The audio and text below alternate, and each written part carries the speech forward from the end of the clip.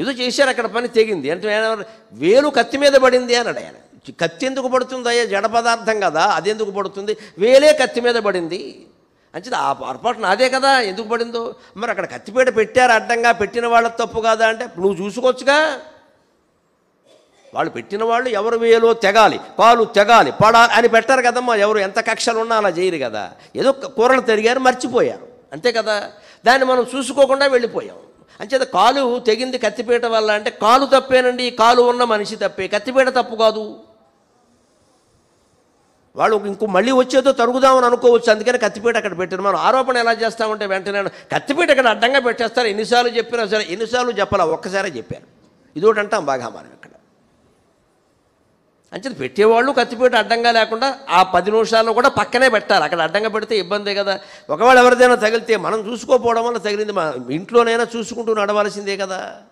ఇలా ఉంటే ముందు మనలో మార్పు వస్తుందండి, బయట వాళ్ళలో కాదు. రావలసిన మార్పు మనలోనే, అది మన దగ్గర నుంచే మొదలవ్వాలి. దానికి ఆయన చెప్పిన ఘాటైన మాట ఏమిటంటే, ఓ పెద్ద మనిషి వచ్చి, నాకు స్వచ్ఛంద సేవ అలవాటు అండి, నేను సంఘ సంస్కరణ చేస్తున్నాను, దేశంలో ఉండే అవినీతి అంతా నిర్మూలన చేయడం నా ఉద్దేశం అండి, నేను అవినీతి నిరోధక శాఖలో పనిచేస్తున్నాను అన్నట్టేనా. ఈయన అలా అన్నారు, ఇంకేమల్లా. అప్పుడు ఆయన వెంటనే ఈయన దగ్గర పెద్దవాళ్ళ దగ్గర మాట్లాడాలని చాలామందికి సరదాగా ఉంటుంది కదా. ఆయన అక్కడ సాయంత్రం 5 గంటలకు కూర్చుని ఉంటే ఈ పెద్ద మనిషిని మాట్లాడమన్నారు. 2 నిమిషాలు మాట్లాడి ఊరుకోవచ్చు కదా. అవినీతిని నిర్మూలించాల్సిన అవసరం గురించి గంట సేపు మాట్లాడాడు ఈయన. వచ్చిన జనమంతా రమణ మహర్షి ఏమైనా నోరిప్పుతాడేమో, 2 మాటలు చెబుతాడేమో అని వచ్చారు. లేకుండా ఈయన గారు ఉపన్యాసం సరిపోయింది. అక్కడ యాంటీ కరప్షన్ బ్యూరో ఆయన అనిషా అంటారు, అవినీతి నిరోధక శాఖ, అందులో పనిచేస్తాడు. ఇప్పుడు తానెంత దేశ సేవ చేస్తున్నాడో చెప్పాలి. ఆ చెప్పడంలో అహంకారం బయటికి కనపడకుండా మధ్యలో ఏమంటాడంటే మీ దయవల్లే చేయగలిగా, మీ దయవల్లే చేయలేదు. ఇందులో ఆయనకు బాగా నమ్మకం ఏంటి, ఇందులో రమణ మహర్షి దయ ఏం లేదు, అంతా అయింది. ఆ విషయం ఈయనకి చెప్పాలి. ఈయన ఇప్పుడు వెంటనే చాలా మంచివాడమయ్యా, నీకు శుభాలు జరుగుతాయని ఆశీర్వదించాలి, 10 మంది ఫోటో తీయాలి, కావాల్సింది ఇది. ఈయన గంటసేపు చాలా ఓపికగా విరిగిపోయిన వేలులా అనుకుంటూ కూర్చున్నాడు. ఆయన అయిపోయాక అన్నాడు, ఏమండి ఇంతకీ దేశంలో అవినీతి నిర్మూలన కావాలంటే ఏం చేయాలో చెప్పండి అన్నాడు. గంట సేపు మాట్లాడే బదులు ఆ నిర్మూలన ఏదో చేస్తుంటే కొంత నిర్మూలన అయ్యేది అన్నాడు ఆయన. ఇది మనం కూడా ఆలోచించుకోవాలి. గంట సేపు దాని మీద ప్రసంగం చేసే బదులు అవినీతి నిరోధక శాఖలో పనిచేస్తున్నావు కదా, ఇక్కడికి వచ్చి నా బుర్ర తినే బదులు ఈ ఉపన్యాసం చేసే బదులు అందులోనే పనిచేసి ఉంటే ఆ గంట సేపట్లో నువ్వు అరికెట్టేవాడు కదా, 2 ఫైళ్ళు చూసేవాడు కదా, ఎవరికో నోటీస్ పంపేవాడు కదా, ఏదో చెయ్యరాదా. క్రియాశూన్యంగా దేనికి ఈ మాటలు? 20 టన్నుల వ్యర్థమైన మాటల కంటే ఇసుక రేణువంత ఆచరణ గొప్పది అంటాడు వివేకానందుడు. ఖచ్చితంగా అది మనం నేర్చుకోవాలి ఇక్కడి నుంచి. అందుకే ఆయన అన్నాడు, బాబు నువ్వు అవినీతి నిర్మూలన అవన్నీ నీ ఉద్యోగ బాధ్యతలు చేస్తున్నావు, ఇక్కడంత గొప్పగా చెప్పాల్సిన పనిలే. అంతేకాదు సంఘాన్ని సంస్కరిస్తాం, స్వచ్ఛంద సంస్థ, అన్నదానం చేస్తాం, సేవ చేస్తాం, ఏదో చేస్తాం, యాత్రలు నిర్వహిస్తాం, దేశాన్నంతా ఉద్ధరిస్తాం అన్న వాళ్ళకి అందరికీ ఆయన ఒక్కడే చెప్పాడు, ముందు ఆత్మోద్ధరణ చేసుకో, తర్వాతే సంఘోద్ధరణ అన్నాడు. ఖచ్చితంగా నిన్ను నువ్వు ఉద్ధరించుకున్నావా, నువ్వెవరో నీకు తెలిసిందా, లేకుండా నువ్వు సంఘాన్ని ఏముద్ధరిస్తావు? అంచేత మనం కూడా ప్రయత్నం చేయవలసింది దేనికో తెలుసా? తనలో తాను రవంత మారడు. మనందరి ప్రభుత్వాలు ఇలాగే ఉంటాయి. తనలో తాను రవంత మారడు, జగత్తత్వంబు మార్పంగ ఆతని సంతానము సంపదల్ సమయమున్ తత్వార్థ విజ్ఞానమున్ వెనుకన్ ముందట చూడక అర్పణముగా వించున్ మహామూర్ఖుడు. జగత్తత్వంబు మార్పంగ ఆతని సంతానము సంపదల్ సమయమున్ తత్వార్థ విజ్ఞానమున్ వెనుకన్ ముందట చూడక అర్పణముగా వించున్ మహామూర్ఖుడు. ఈతనికిన్ లోనికి చూచు శక్తి నిడుమా, ఈతనికిన్ లోనికి చూచు శక్తి నిడుమా, తన్మూలమా దైవమా. మనలో మనం మారడమే చాలా ముఖ్యమైన మాట. ఒక ప్రసంగం విన్నా, ఒక పుస్తకం చదివినా, ఒక క్షేత్రాన్ని చూసినా, ఒక సంఘటన ఎదురైనా దాని నుంచి ఏం నేర్చుకోవాలో అది నేర్చుకో. చెడు నుంచి కూడా నేర్చుకోవచ్చు, ఇలా ఉండకూడదని. దుర్యోధనుడు చూసి ఏం నేర్చుకోవాలి, అలా ఉండకూడదని. ధర్మరాజుని చూసి ఏం నేర్చుకోవాలి, అలా ఉండాలని. ఆయన కూడా అన్నీ నేర్చుకోవడానికి వీల్లేదు, పేకాడకూడదని ఆయన నుంచే నేర్చుకోవాలి. ఏ మనిషిలోనూ పరిపూర్ణంగా మంచి లక్షణాలు ఉంటాయి అనుకోవద్దు. దుర్యోధనుడి నుంచి కూడా నేర్చుకోవాల్సింది ఉందమ్మా. దుర్యోధనుడికి ఎంత అసూయ ఉన్నా పరస్త్రీని చెరబట్టినట్టుగా ఎక్కడా లేదు మొత్తం భారతంలో 1700 శ్లోకాలు. మరి వాడి నుంచి అది నేర్చుకోవాలిగా. శ్రీరామచంద్రుడు ఎంతో, దుర్యోధనుడు కూడా అంతే. పరస్త్రీని చెరబట్టలేదండి వాడు. ద్రౌపదీదేవి మీద వాడికి ఏం వ్యామోహం లేదండి, భానుమతీదేవినే ప్రేమించాడు వాడు. మరి ఆ విషయంలో ఆయన గొప్పవాడే. ధర్మరాజు గొప్పవాడు, చాలా గొప్పవాడు, కానీ మరి పేకాడాడు కదా, ఆ వదిలేయి, ఆ విషయం వదిలేయి. అంతేగాని కొంతమంది ఎలా ఉంటారు, ధర్మరాజు ఆడాడంటే మరి మనం దీన్ని అడ్వాంటేజ్ అంటారు. ధర్మరాజు ఏమో యక్షప్రశ్నల్లో నలుగురు సోదరులు చనిపోతే నీళ్లలో నిలబడి నలుగురు సోదరుల శవాలు అడ్డంగా పెట్టుకుని 123 ప్రశ్నలకు జవాబు చెప్పాడు. నువ్వు 10వ తరగతి పరీక్షలు కూడా కాపీ కొట్టి పాస్ అయ్యావు. నువ్వు ధర్మరాజును ఉదాహరణగా చెప్తే అలాగా నువ్వు చెప్పగలవా? మంచి విషయాలు గ్రహించాలి. ప్రతి మనిషిలోనూ మంచి ఉంటుంది, చెడ్డ ఉంటుంది. అందుకని మార్పు రావాల్సింది మనలోనే. ఏదో జగత్తత్వాన్నంతా మార్చుదామని చాలామంది సంసారాన్ని ఇబ్బంది పెడతారు, పెద్ద ప్రచారాలు చేస్తారు, ఇంటిని పట్టించుకోరు, చచ్చిపోతూ ఉంటుంది ఆ ఇల్లాలు పిల్లలతో పడలేక. ఈయన బయట తిరుగుతూ ఉంటాడు, మాకు రాజకీయాలు, మరి దేశం ఇక్కడ ఏమి లేదు, ఇక్కడ స్వార్థం తప్పితే. దీని ద్వారా ఏదో ఆశిస్తున్నాడు, పదవి పీఠం అక్కడ. అందుకని కుటుంబ బాధ్యతలు వదిలేశాడు. ఆ ఇల్లాలు వస్తుంది అక్కడ చూసుకోలేక పిల్లల్ని పెట్టుకుని, ఎంతకంటే ఇంట్లో బాధ్యతలు చేయొచ్చు కదా. అందుకని నీ పని నువ్వు చేసుకో. జగత్తత్వాన్ని మార్చడం కోసం సంతానం, సంపదలు, సమయం, తత్వార్థ విజ్ఞానం, పుస్తకాలు రాసేసి ఒక 100 పుస్తకాలు రాసాం. ఎందుకు రాసావు అంటే పద్మశ్రీ వస్తుందేమో అని రాశా. ఇదో ఆశ ఇక్కడ. పద్మశ్రీ కోసం పుస్తకాలు రాస్తావా, ప్రజలు బాగుపడడం కోసం రాస్తావా? పుస్తకం రాసామంటే చదువుకోవడం ఎదుటివాడి పని, మనం చదవమని ఎవరిని అడగకూడదు. మన పుస్తకం ఎవడికో ఇచ్చి చదవమని చెబుతున్నామంటే స్వార్థం పూర్తిగా. వాడికి అవకాశం ఉంటే చదువుతాడు, లేకపోతే లేదు. పుస్తకాలు షాపులో పెడితే కొనుక్కుని చదువుతాడు, లేకపోతే అది చదివే పుస్తకం కాదంటే మానేస్తాడు. మనమే ఇచ్చి చదివావా అంటున్నాడు. ఇదంతా అహంకారం తప్పితే ఏం లేదు ఇక్కడ.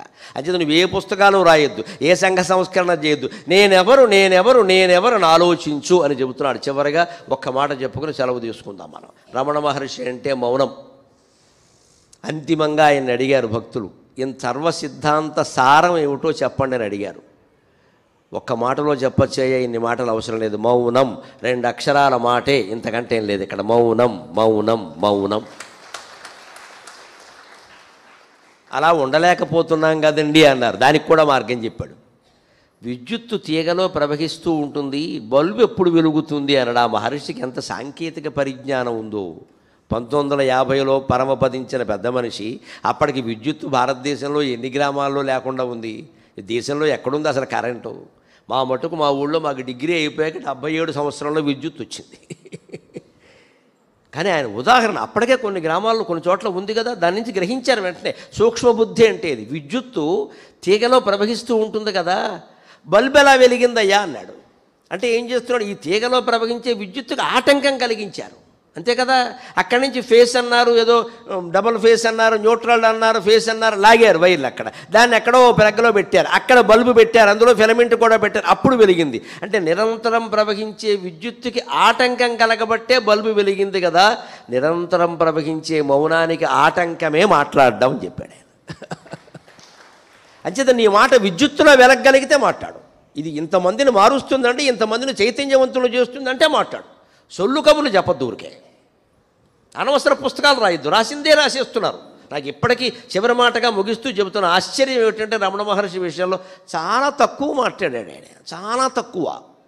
ఆయన వాక్యాలు మాట్లాడాడు అనడానికి లేదు, కొన్ని పదాలు మాట్లాడాడు. కానీ ఆయన గురించి కొన్ని వేల పుస్తకాలు వచ్చేసాయి. పుస్తకాలు వస్తే తప్పు లేదు. ఒక్కొక్కరు ఏమి రాశారంటే, ఆయన నాతో ఇది చెప్పారని 10 పేజీలు రాశాడు. 10 పేజీలు మాట్లాడతాడా రమణ మహర్షి? అలా మాట్లాడితే మనకే ఆయనకి తేడా ఉందా? అసలు ఆయన మాటలు ఎక్కడైనా 2-3 వాక్యాలు మించి ఉన్నాయంటే ఇక నమ్మక్కలేదండి మీరు, అది కల్పించారు.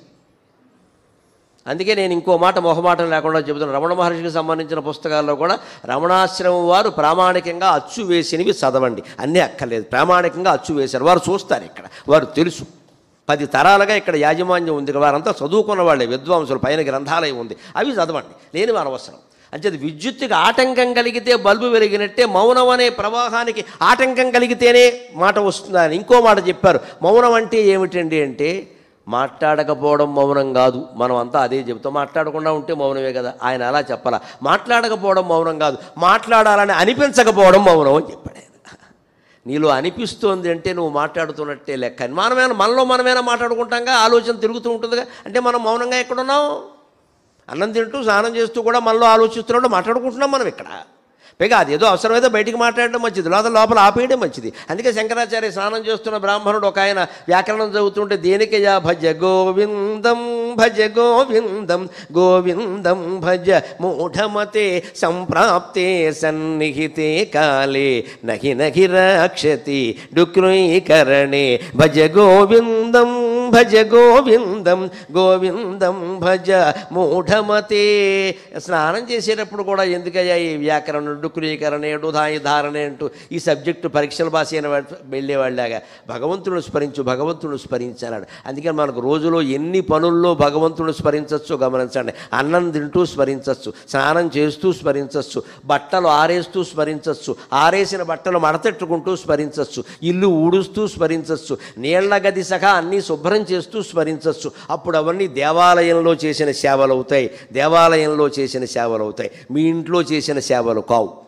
అప్పుడు ఖచ్చితంగా ఇదంతా మనకి ఎక్కడ వృధా అవుతుంది అంటే గంటల గంటలు కూర్చొని సొల్లు కబులు చెబుతాం, పని చేయం మనం. అందుకే మాట్లాడాలకపోవడం మౌనం కాదు, మాట్లాడాలని అనిపించకపోవడం మౌనం. అంచేత నిజంగా మనిషి మీరందరూ ఇప్పుడు ఈ ప్రసంగం విన్న వాళ్ళందరూ మీ అంతటా మీరు పురోగతి సాధించాలంటే మౌనమే శరణ్యం.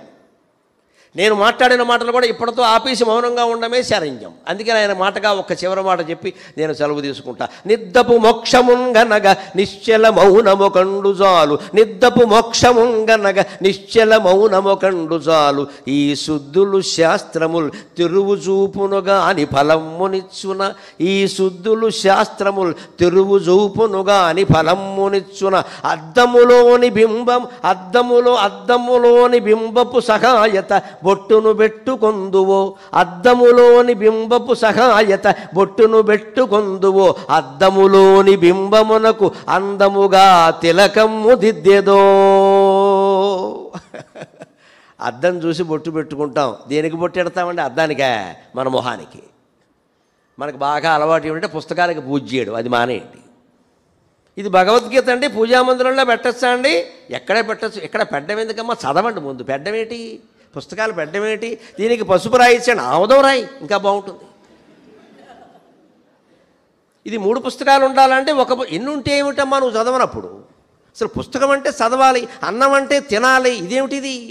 ఈ మైక్ ఉంది, ఇది చాలా గొప్ప పదార్థం.